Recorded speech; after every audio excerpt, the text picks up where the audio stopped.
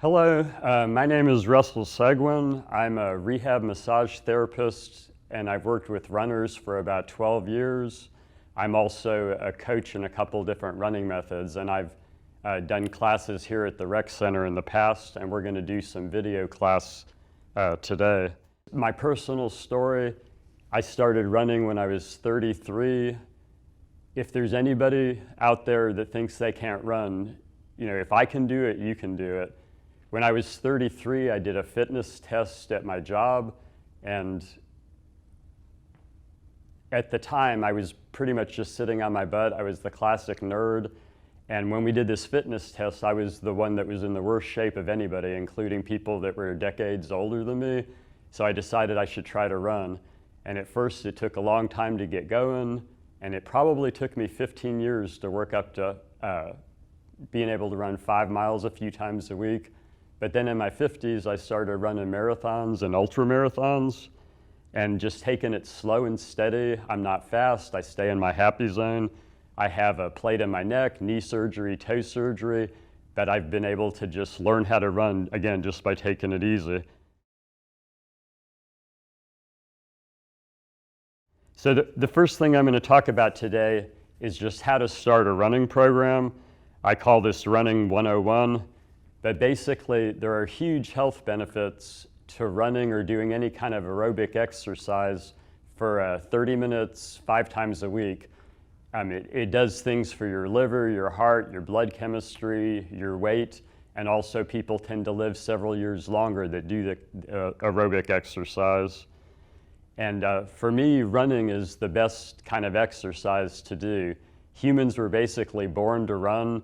There's a Harvard professor, Daniel Lieberman, that's written a lot of papers about all the different things in our physiology that make us the perfect runner, especially long-distance runner. We might not be able to outrun a cheetah in the short run, but we can keep going and going for hours. Also, running is basically fun. If you think running's not fun, just look at little kids running around, or if you're running with a little kid, usually running's fun until you make it into a chore, and that's where you start to lose some of the enjoyment there. The other good thing about running as an exercise is you don't really need a group, you don't need a lot of equipment. All you really need is your feet. So just on the topic of equipment, it's good to have a decent pair of shoes. We'll talk about shoes a little bit later.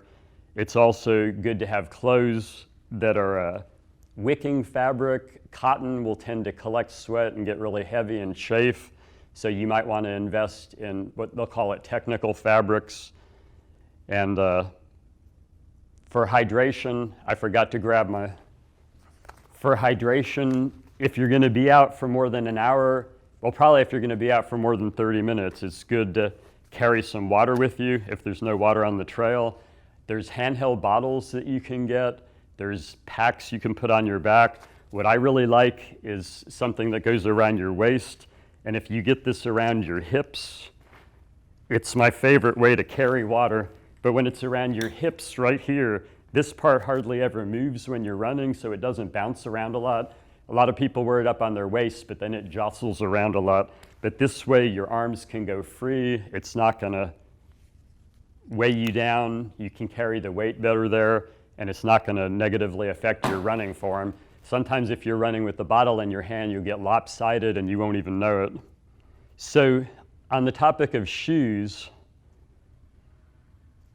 I'm a pretty minimalist kind of guy. I have running sandals that I run in sometimes right now, and I wore these so I'd be able to show you some things about my running. I'm not suggesting that everybody run in sandals. When you get a shoe, the most important thing in a running shoe is that it's comfortable. So you want to make sure from day one at the shoe store, it should be comfortable. Don't think about like I'm going to break them in or that I'm going to get used to them. If they're not comfortable, they're probably going to hurt you. You're probably not going to run that well. The second most important thing in a shoe is that you have a wide toe box. So this shoe has a very wide toe box. It depends on the width of your foot, but you want to be able to spread your toes inside the shoe. If you can't spread your toe, you're not going to run properly. A lot of foot problems are all due to people getting used to wearing pointy shoes. A lot of shoes are literally pointed at the end instead of being shaped like your foot. So as long as you can spread your toes apart, your toes are going to be able to engage and help you run. The second thing about the shoe is you want to have a relatively flexible bottom. A lot of shoes, now they're not doing it as much, but they used to put a midsole in. They called it stability control, and that's been linked to a lot of injuries. Your foot needs to flex when you run, so that's something to look at in a shoe. The second thing is if you want to run in good form and you don't want to be slamming your heel into the ground, you want a relatively flat shoe. So by having the heel basically should be the same height as the forefoot. They call that zero drop. That allows, again, your foot to, everybody knows like women that wear really high heel shoes can end up with tight calves and problems and issues walking or running. Well, it's the same kind of thing with a running shoe. Even if it's only an inch tall heel, that's going to affect your gait and put you up on your toes, and you're not going to be able to run the way your body was made to run. So, and this is another similar shoe like this where it's flexible and very thin. The thinness can be important. The thinner the shoe, the harder the bottom, the more likely you're going to feel the ground and you'll be able to adjust and run properly. Your brain will feel the ground and be able to adapt with your balance. Some people aren't ready for that. You can get cushion shoes that are also fairly flat. So the amount of cushioning is more how you're used to it. So if it feels good with less cushioning, go with the less cushioning for sure. But if it feels too hard on your feet, then use some more cushioning. Maybe get a pair of shoes like this that you use just for one short run a week until you get used to it. Or maybe just every couple years when you change shoes, get a little bit thinner on the cushioning. The other thing to start a running program is where do you run?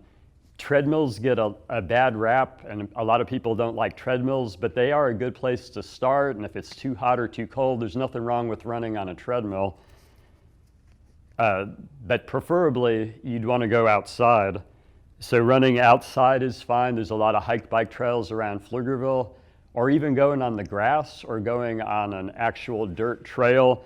When you start going on rougher trails, every step's a little different and you don't wear out your body as much, and it can be real invigorating. It engages the brain more, so you're less likely to get tired and to start getting sloppy with your running.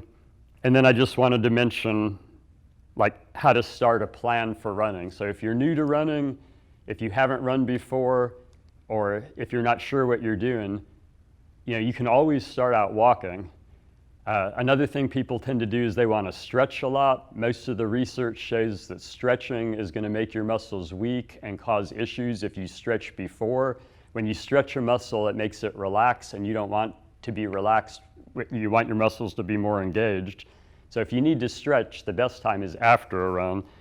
So warming up, though, is important. So you want to start either slowly, slowly running, or maybe walking for a while, or maybe doing a few minutes of jumping jacks. But once your heart rate gets up, you're pumping the blood through your muscles a lot more effectively, and you're less likely to hurt yourself and more likely to have fun when you're running.